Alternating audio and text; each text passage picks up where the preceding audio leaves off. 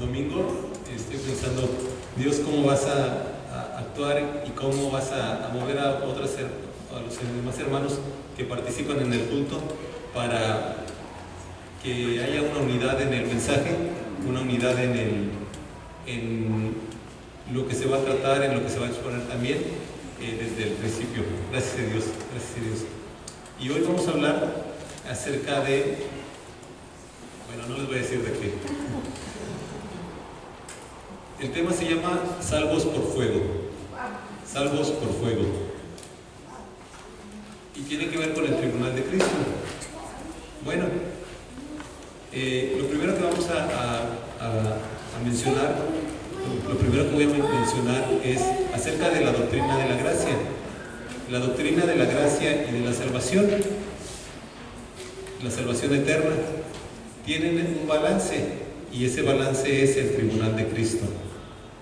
La doctrina de la gracia nos enseña cómo somos salvos por la gracia de Dios, por el favor de Dios, por el regalo de Dios.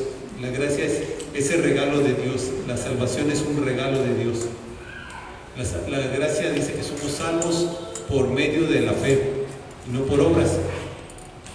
Hechos 15:11, por favor vamos a leer Hechos 15:11, y alguien más va a buscar Efesios 2 del 5 al 8.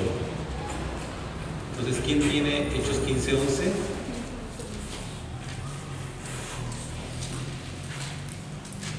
Antes creemos que por la gracia del Señor Jesús seremos salvos, de igual modo que ellos.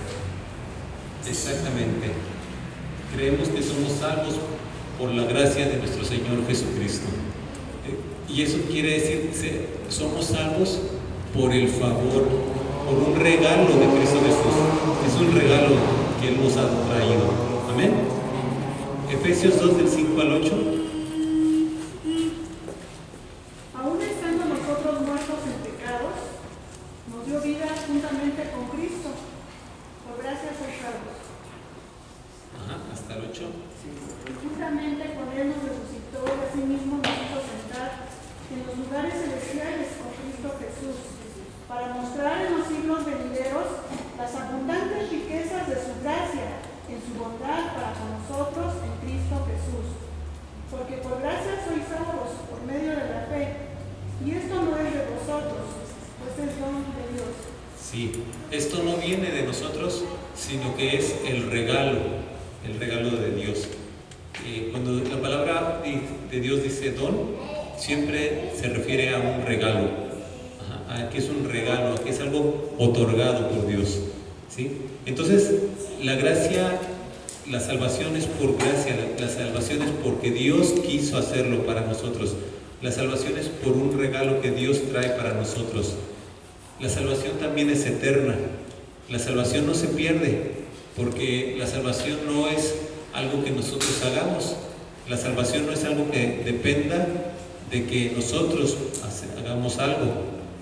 ¿Por qué? Porque Cristo es el autor y Él es el consumador de la fe. Él es el que inició, el que planeó, el que pensó cómo hacerlo, el que hizo el diseño de la salvación, y Él es el quien lo completó. Vamos a ver Hebreos 12, versículo 2. Podemos leer desde el 1, Hebreos 12, 1 y 2.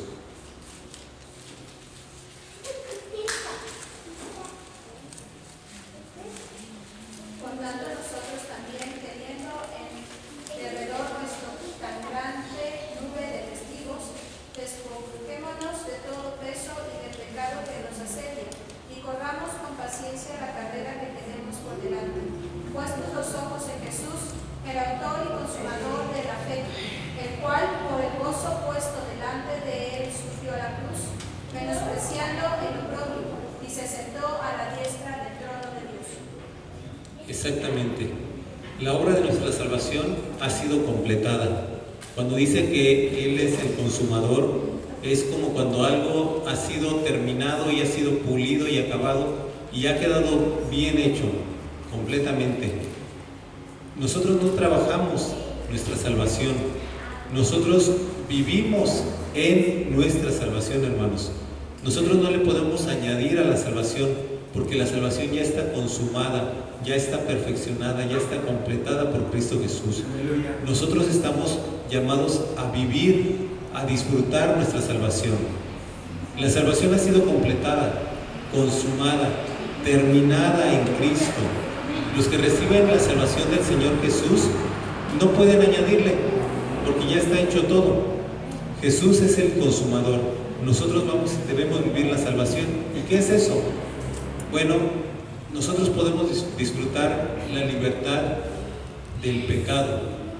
Nosotros podemos disfrutar y vivir una vida que está libre de las ataduras y de la condenación y del tener que vivir bajo pecado.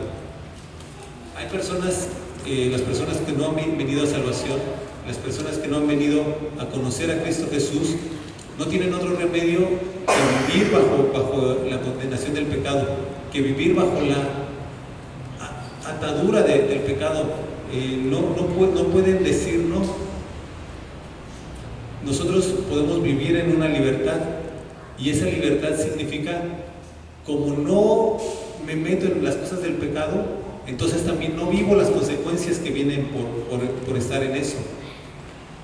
Y eso sucede cuando nosotros estamos ocupados en vivir nuestra salvación.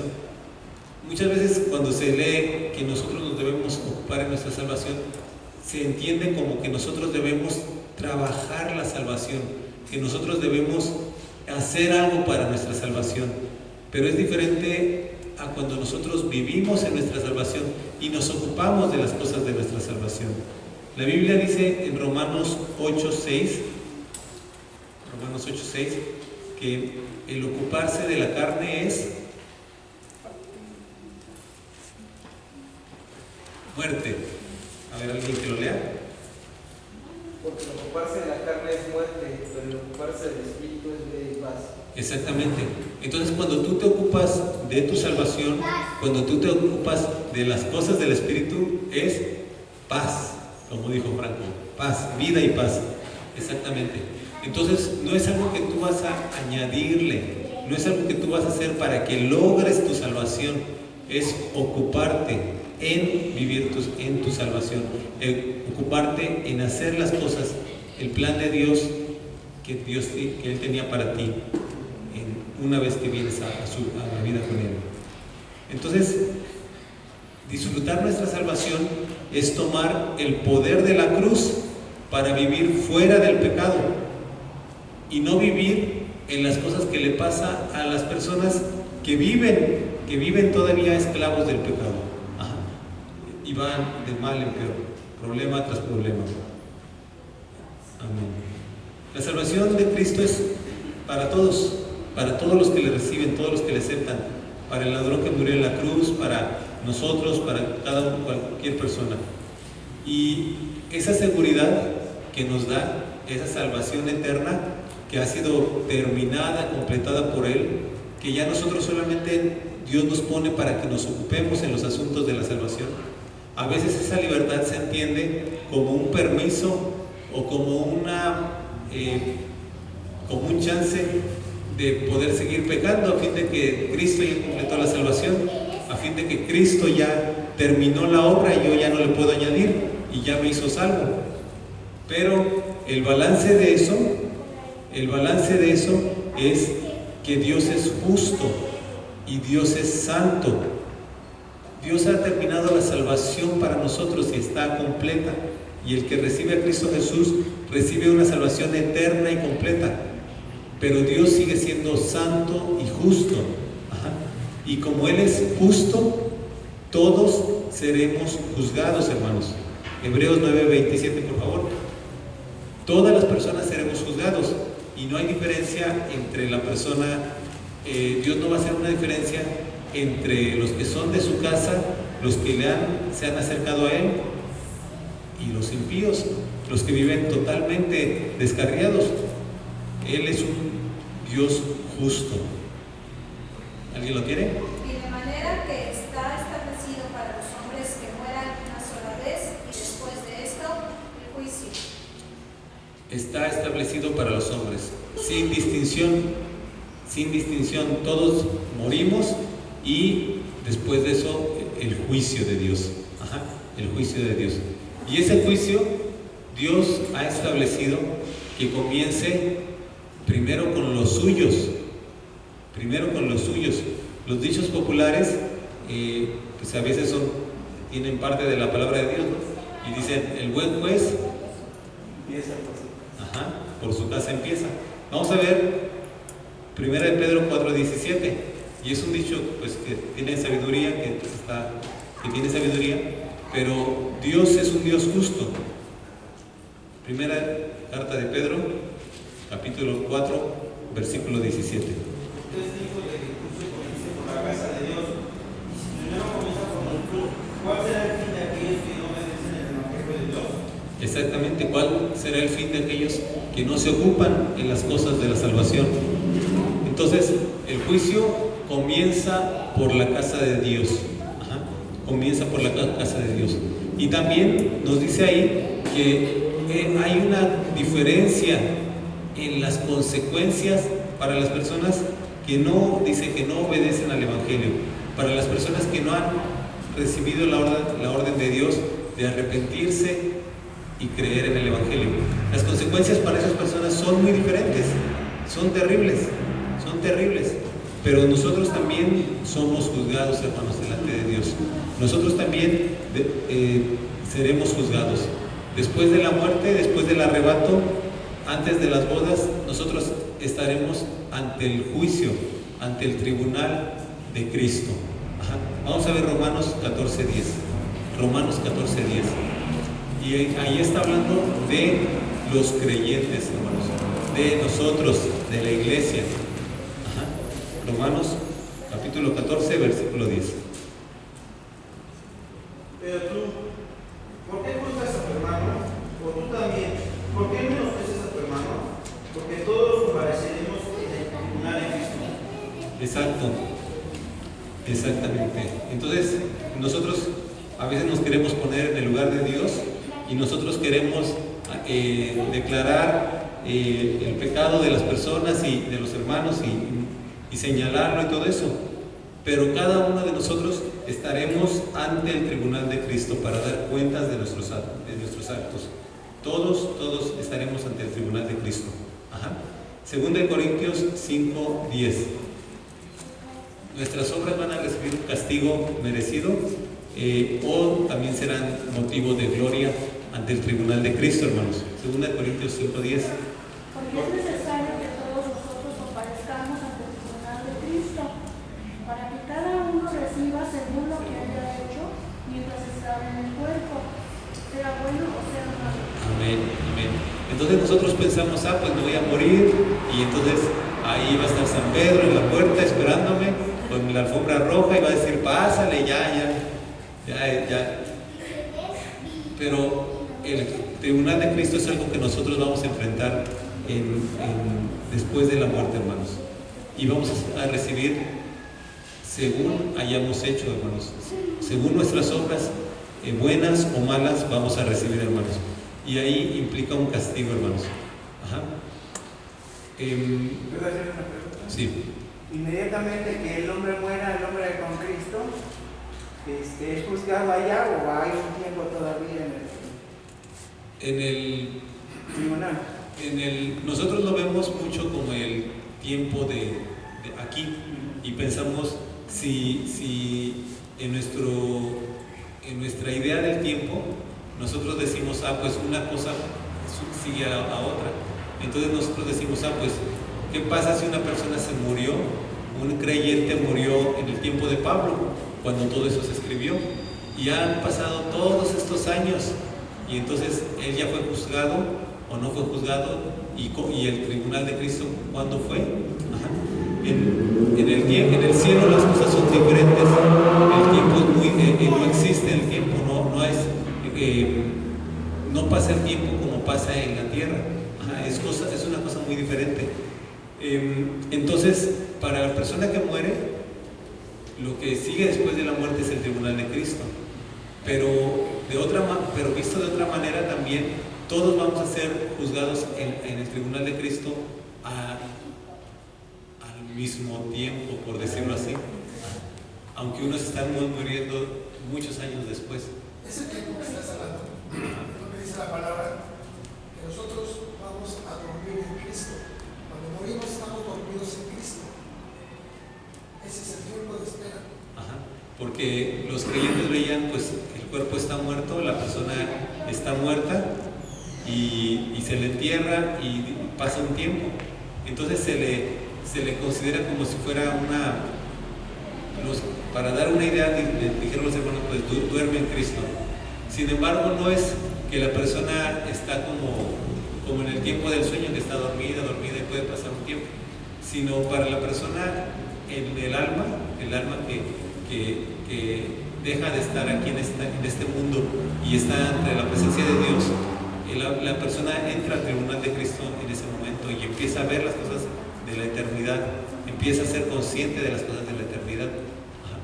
Y por ejemplo ahí en Apocalipsis 7, donde llega la multitud, ¿no? Exacto. Esos son apenas lo que va a haber en la gran tribulación, que ahí suben ellos. Exacto. Ahí. Dice, son los que están subiendo de la gran tribulación. Sí. Entonces, pero todas las personas, a esas personas que están ahí en esa gran multitud, dice que se les dieron ropas blancas y que esperasen un poco más hasta que se completara el número de sus hermanos.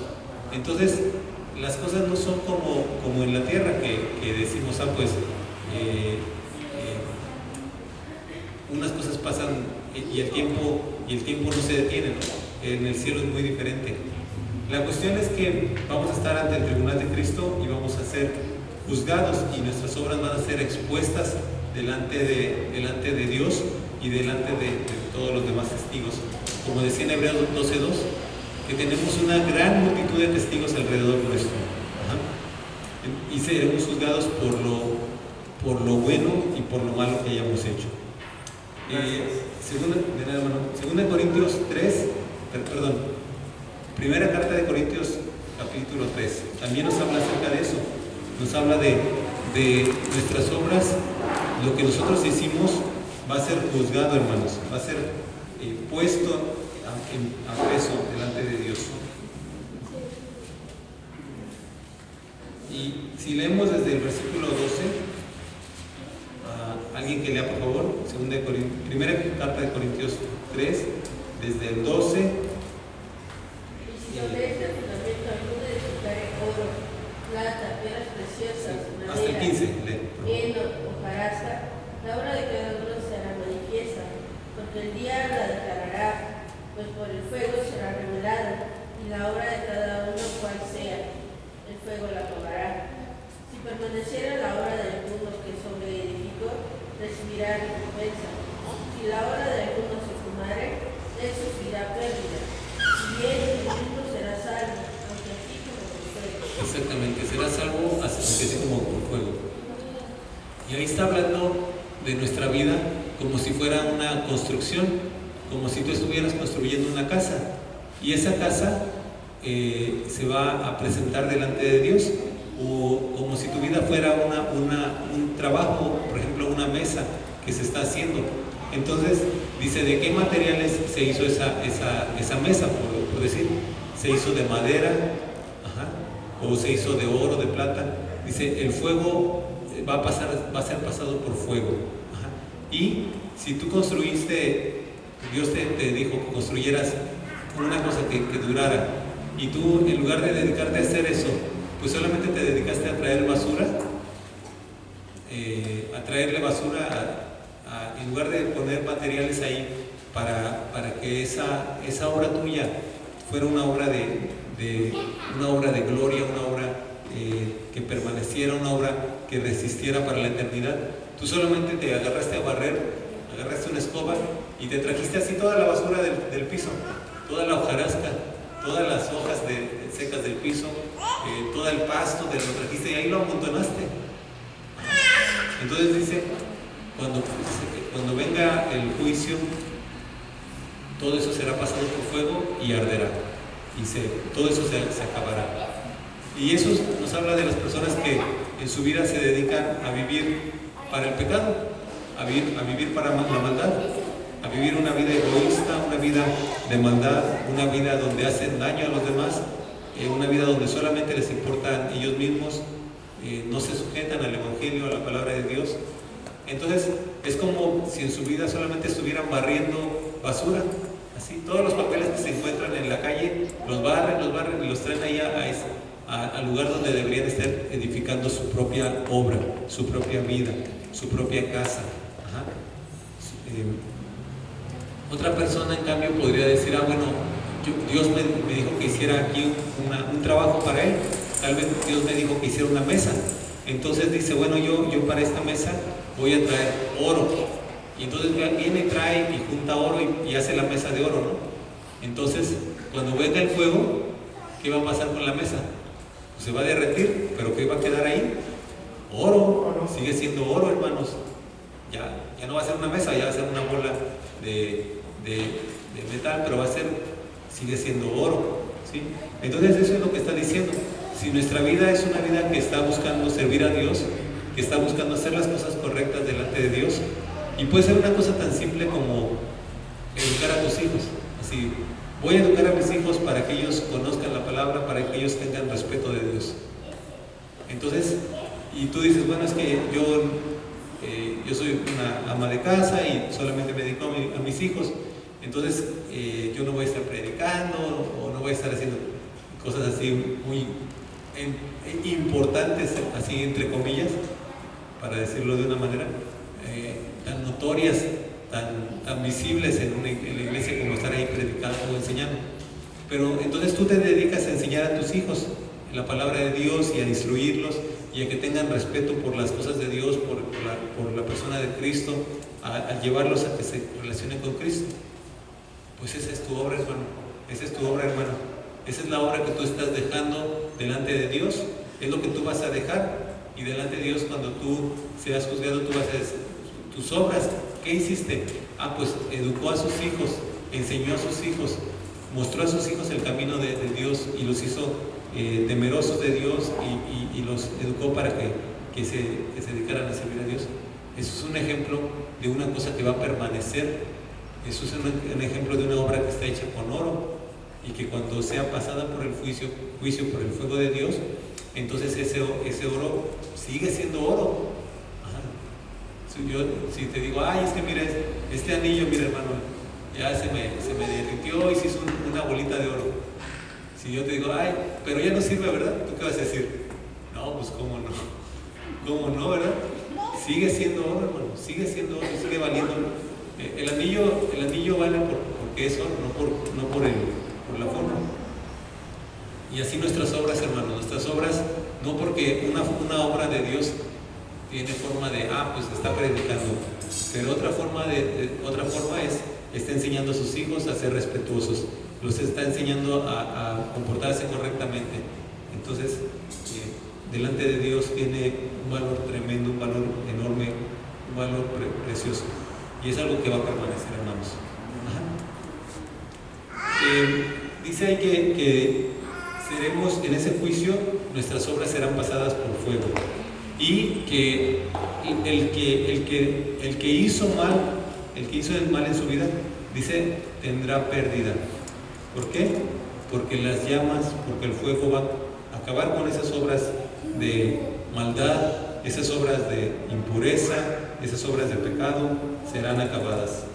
Y la persona pues será salva, pero como quien pasa por el fuego. Ajá. Como quien pasa por el fuego. Entonces no es una cosa no va a ser una cosa nada agradable, no va a ser una cosa nada hermosa que nuestras obras ahí sean quemadas porque son obras de maldad. Y una cosa que va a suceder ahí es que nosotros, al estar en la presencia de Dios, vamos a estar asombrados delante de Él. Vamos a tener un asombro tremendo delante de Él. Nuestros corazones, nuestra mente, nuestro entendimiento va a tener un asombro como nunca hemos tenido por la grandeza de Dios, por la sabiduría de Dios, por el poder de Dios. La Biblia dice que los demonios cuando oyen acerca de Dios, ellos tiemblan ante la... ¿Por qué? Porque los demonios antes fueron ángeles y conocieron el poder de Dios y la sabiduría de Dios y la santidad y la pureza, y es una cosa tremenda que hace temblar a los demonios. Entonces, cuando nosotros estemos en la presencia de Dios, hermanos, vamos a estar asombrados, vamos a estar así, va a ser una experiencia tan tremenda, tan grande, contemplar la grandeza de Dios, el poder de nuestro Dios, y también nosotros vamos a percibir su pureza, hermanos, la pureza de Dios, la santidad de Dios, que no hay mancha en Él, que no hay maldad en Él, que no hay nada de pensamientos negativos, pensamientos de maldad en Él. ¿Y cómo creen que nos vamos a sentir nosotros? Ante la santidad de Dios, ante esa pureza tan tremenda de Dios, nosotros nos vamos a sentir muy mal. Vamos a sentir que toda nuestra maldad está expuesta delante de Él, que todo lo que nosotros hicimos está ahí mostrándose de una forma como desnudos delante de Dios. Entonces, vamos a estar escuchando cómo los ángeles le cantan santo, santo, santo, y es una cosa tan tremenda de Dios, que los ángeles siguen cantando santo, santo, santo, y nosotros nos vamos a comparar con cómo estamos nosotros, y entonces dice eso es parte del tribunal de Cristo. Ahora, ¿cuál es la solución? ¿Cuál es la solución? ¿Qué es lo que Dios tiene para nosotros?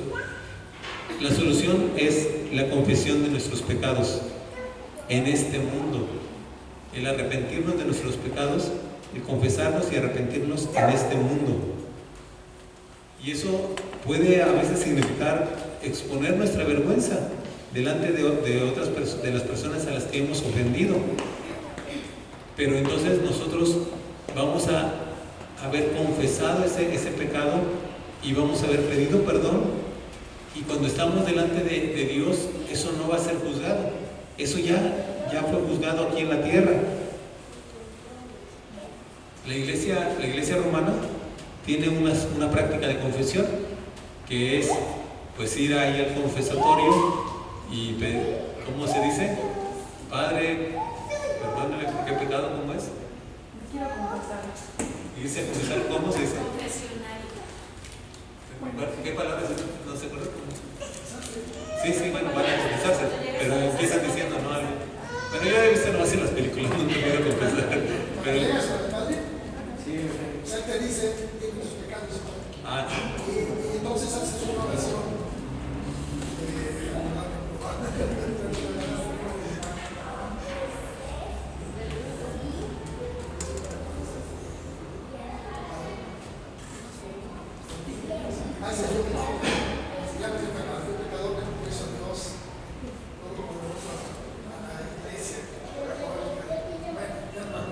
Bueno, entonces tienen una forma, ¿verdad?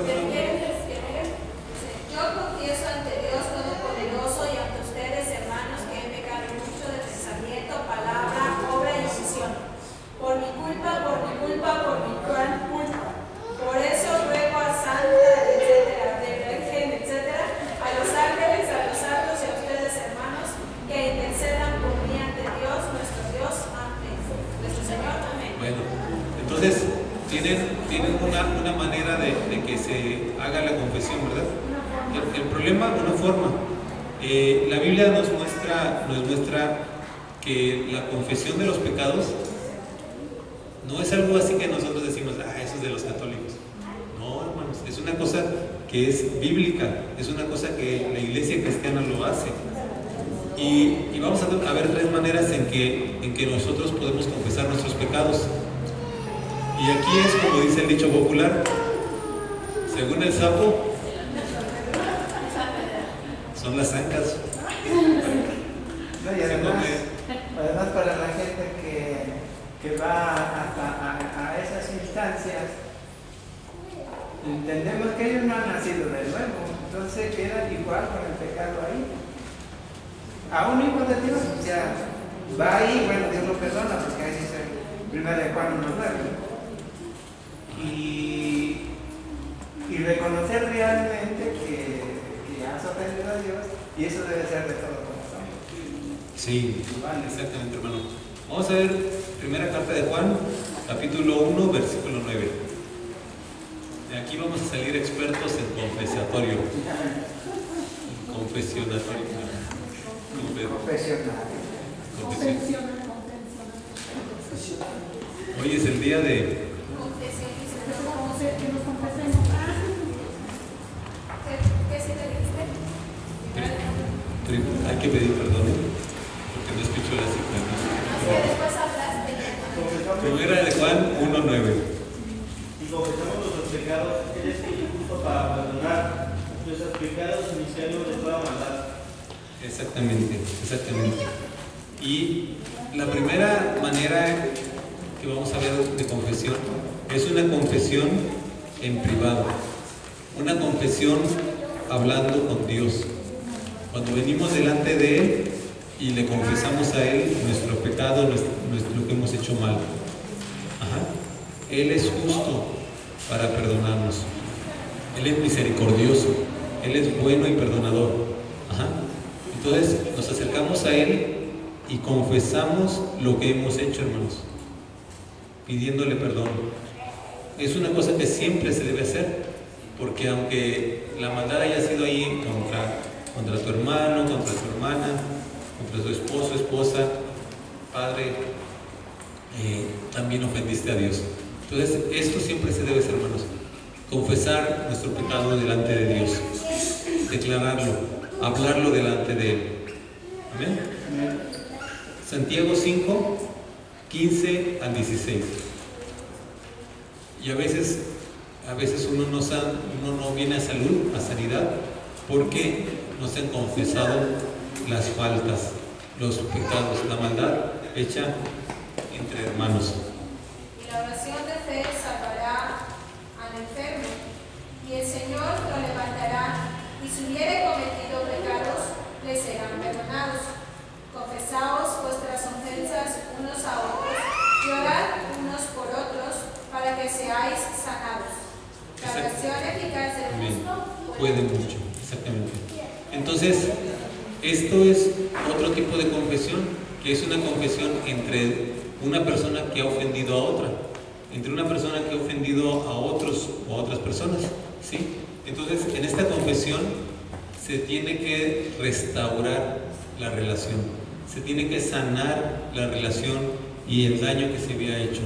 Y esto trae paz entre los hermanos. Y les decía cuando empecé que estoy como antes del culto estoy pensando, Dios, ¿cómo vas a obrar? ¿Cómo vas a actuar de manera que vas a traer una unidad en la palabra y una unidad en el mensaje que quieres dar a la iglesia hoy, en lo que tú quieres enseñarnos?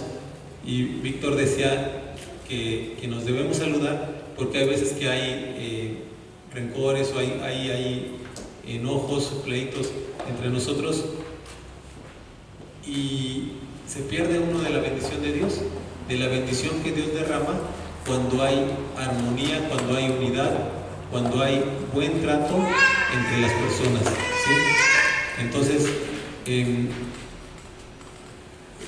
cuando dice en Santiago 5 que nosotros nos debemos confesar nuestros pecados unos a otros, está hablando acerca de restaurar esas relaciones rotas, esas heridas que se pueden hacer y que se hacen cuando la gente convive, cuando las familias conviven, cuando hay malos entendidos, malos dichos, cuando hay golpes, ofensas.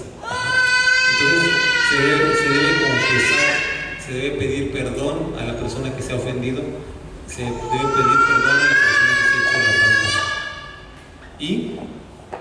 y se debe restaurar la relación, se debe buscar esa restauración, porque Dios envía bendición cuando una familia está en buena relación, cuando una familia está en unidad, cuando una familia está viviendo bien, entonces Dios, es un lugar de bendición, es un lugar donde Dios envía bendición y vida eterna. Entonces no solamente es ir ahí con el Padre y entonces ahí confesarte y ya llegas a tu casa y pues ya me confesé, entonces ya todo quedó atrás, sino con la familia se debe pedir perdón por las faltas cometidas, unos con otros, hermanos. Ajá. Y nada y eso, cuando hay machismo, o cuando hay también feminismo, pues se da orgullo, ¿no? Y no se hace esto. Pero entonces no se sana la relación y te pierdes de la bendición. Y todas las cosas serán expuestas en el tribunal de Cristo, hermanos. Todas las cosas serán. Todo lo que nosotros no hayamos confesado y pedido perdón aquí a Dios en esta tierra y abandonado esa práctica, abandonado esa forma de vivir, porque también esa es otra cuestión, que el arrepentimiento significa dejar de hacer eso, empezar a caminar por otro camino, por el que ibas haciendo mal. Entonces pides perdón, confiesas eso a Dios, confiesas eso al que hayas lastimado, y entonces te vas por otro camino, por un camino correcto, por el camino correcto, delante de Dios. Porque si no, sí, yo le pedí perdón a Dios, pero seguí siendo alcohólico toda la vida, ¿no? Yo le pedí perdón a Dios, pero seguí siendo mentiroso hasta el día que me morí. El día que me morí les dije, ya estaba muriéndome, y era tan mentiroso que les dije, no me estoy muriendo. Y se murió, ¿no? Entonces, esa persona se murió con sus mentiras, ¿no? Y va a ser expuesto delante de Dios. ¿Quieren que les cuente un chiste? ¿Quieren que les cuente un chiste o no? Sí. Ese es un ejemplo de una persona que que aparentemente se arrepintió, pero en realidad no se había arrepentido. ¿Sí? ¿Quieren oír el chiste? Bueno, pues no se los puedo decir porque va a salir ahí en la cámara. Entonces, miren, este era un hombre que está ahí en el lecho de muerte, ¿no? Ya se está muriendo el abuelito, ya bisabuelo, ¿qué sabe qué? Ya está bien viejito y se está muriendo. Y entonces les dice, hijitos, ahí están todos rodeando la cama del abuelo, ¿no? Con el viejito, todos, los hijos, las hijas, los nietos, la esposa, todo el mundo está ahí con el viejito, que se está muriendo. Y les dice, les tengo que hacer una confesión. Y todos, ¿cómo se hace? Imagínense, el viejito les dice, ya para morirse, les dice que les va a confesar algo, ¿no? Qué escándalo, ¿no? Entonces les dice, antes de conocer a mi esposa, aquí presente, dice, yo era un alcohólico, dice, tenía mucho dinero y me la pasaba en fiestas, todos los días en fiestas, y tenía mujeres y tenía mucho dinero y lo gastaba como quería y me iba de viaje y más mujeres y más vicio y más fiestas y fiestas por aquí, fiestas por allá, todos los días de mi vida. Y tenía autos y me gastaba el dinero en lo que quería, dice. Pero un día una persona me dijo, un cantinero me dijo, oye, y el día que te mueras, si sigues así, no va a haber una persona ahí para darte un vaso de agua ni siquiera. Y entonces yo dije, no puedo seguir así. Me voy a morir un día y no va a haber una persona a mi lado que me dé un vaso de agua. Y entonces dice, decidí dejar la vida que vivía y busqué una mujer decente con la cual me casé y tuve hijos. Y ahora, en lugar de andar en las fiestas, estaba con mis hijos. Y ahora, en lugar de andar de borracho, le daba el biberón a mis hijos y los llevaba a la escuela y todo eso. Y aquí estoy, ahora muriéndome. ¿Y qué creen? Les digo un secreto. Y todos, ¿qué abuelito? ¿Qué papá? ¿Cuál es el secreto? La verdad es que no tengo ni sed.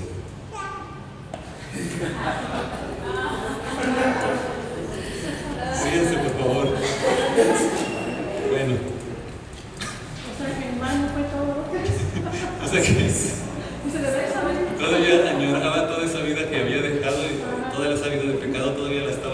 todavía estaba haciendo memoria y queriendo haber vivido y decía, dejé todo eso y me estoy muriendo y no tengo ni sed.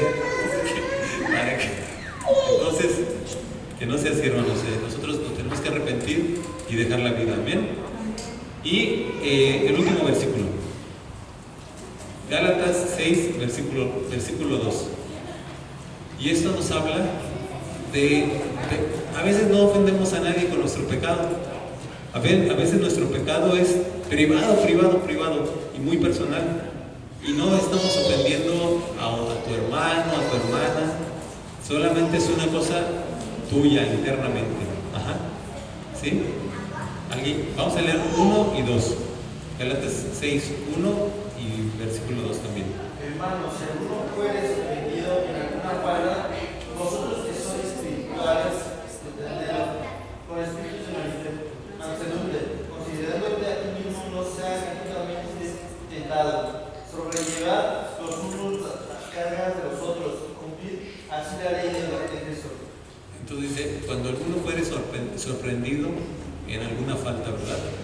No fue algo que está haciéndole a otra persona, porque entonces eso no es oculto, eso es algo muy visible, sino fue algo oculto y de repente es sorprendido, ¿no? Entonces es como cuando le hacemos así, ¿sí, no? Es sorprendido, ¿sí? Y dice, los demás, ¿qué dice? No le hagan así. No sé. ¿Sí? No digan, ay, sí, mira, porque uno mismo, siempre está, uno mismo también tiene su propia maldad, su propia avaricia, sus propios pecados ahí ocultos. Entonces, uno mismo también puede estar en ese mismo lugar en otra ocasión. Entonces, debemos sobrellevar, y dice, los que son maduros, llevar las cargas de los que son débiles. Y eso tiene que ver cuando una persona decide voluntariamente no esperarse a que su pecado sea sorprendido, sino se acerca a pedir consejo, se acerca a hablar de ese asunto con un hermano que sea maduro y le pide ayuda. Y entonces el hermano maduro no va no le dice, ay, hermano, yo también te voy a confesar un pecado. ¿Qué crees? Que yo también, y que yo soy bien chismoso. Entonces, no, ¿verdad? No le dice eso, sino la persona lleva la carga junto con el que está en debilidad y no anda revelando, primero no anda revelando el pecado a todos los demás, no anda diciendo, ay, hermano, te platico esto para que ores, para que me ayudes a orar por tal persona, ¿no? Y fíjate que, porque eso se llama chisme. Ajá, y eso también es pecado. Sino que guarda la cosa y ora por él y le aconseja y le dice, pues mira, ¿qué tal si haces esto? ¿Qué tal si haces aquello? Para que tú ya dejes ese problema, ¿no? Para que tú superes ese problema y tengas una vida que en eso también da honra a Cristo, también le da gloria a Cristo en eso, ¿sí? Entonces nada de que confesar ahí, ay, pues yo también te voy a confesar que yo soy bien chismoso, ¿no? Nada de eso, sino llevar la carga de tu hermano que tuvo confianza en ti, ¿sí? Y si tú de plano dices, no, pues yo no sé cómo ayudarle, pues entonces tú le dices, mira, yo no sé cómo ayudarte, pero ¿qué te parece si vamos juntos? O si tú hablas con esta otra persona, ¿no? Que tiene más sabiduría o que pues Dios la puso de pastor y ella ve cómo le hace. Pero le pides que vaya con alguien más que pueda ayudarle, ¿no? Y si no, pues también tú puedes ayudarle a dejarlo. Muchas veces lo que a nosotros nos ha pasado y los problemas en que nos hemos metido nos van a dar sabiduría y entendimiento para ayudar a otras personas.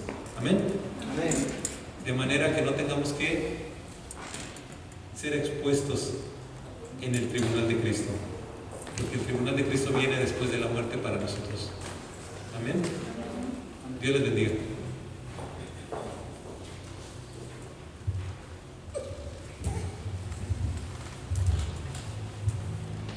Bien, como empezamos al principio, cuando llegué, les hablé de la forma más poderosa de compartir nuestra fe en Dios y es mediante nuestra vida.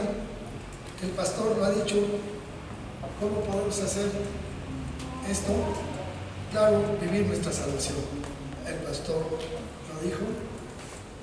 Nosotros, yo no sabía que iba a predicar, ni sabía él que iba a decir esto. Pero así empezamos y así seguimos. Bien, como dijimos que tenemos que compartir nuestra fe con nosotros, nos faltó Ruth que pasara a compartir lo que Dios ha hecho con ella en la semana.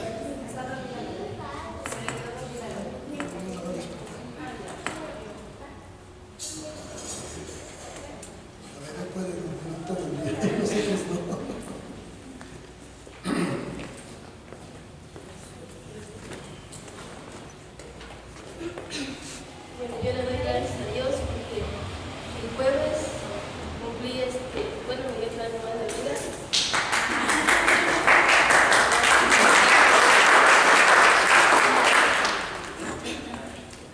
Amén. Hermana Dora, tú no habías llegado tampoco, pero ven y compártenos qué es lo que Dios hizo contigo esta semana. ¿Qué hizo en tu vida? ¿Qué te dio? ¿Qué te dijo? ¿Qué le pediste? ¿Qué te sanó? No sé. ¿Le hacía falta algo? Pasa para acá.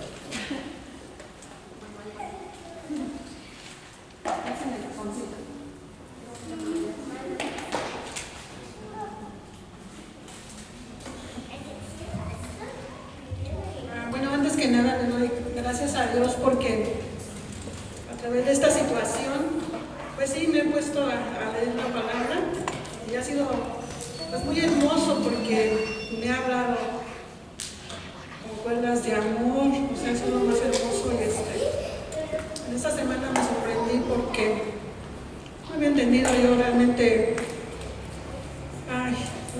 bueno, se lo voy a decir así, como yo lo entendí, las dos casas de Israel, y yo dije, ay, ¿y eso qué? Y yo andaba buscando otra cosa y me encontré con eso, ¿no? Y dije, a ver. Y entonces el Señor me mostró la planta del olivo, que las ramas son los judíos, son los israelitas, y la otra, bueno, así la entendí, los gentiles. Y yo dije, yo soy esa. O sea, y aún así, le di gracias a Dios porque dije, yo soy el olivo silvestre. Y el Señor me puso en el tronco del árbol. Y entonces, al estar en él, pues tengo vida, porque de ese tronco, él da vida a la rama que se arrancó y se plantó en él. Y ahora por el tronquito corre la savia del arbolito para darle vida a ese árbol silvestre. Y yo dije, Señor, pues yo no era nada, yo no era nadie, pero para ti, en tu gracia, en tu misericordia, en este tiempo, en estos años, yo dije, gracias, Señor, por acordarte de mí, que soy un árbol silvestre. Eso es lo que aprendí en la semana. Gloria al Señor. Nos falta Juan. ¿Quieres pasarle? Pásale. Eso me gustó. A ver, cuéntanos lo que es el Señor contigo. Si doy gracias a Dios, porque ya me sanó y viví para. Perdón, Juan.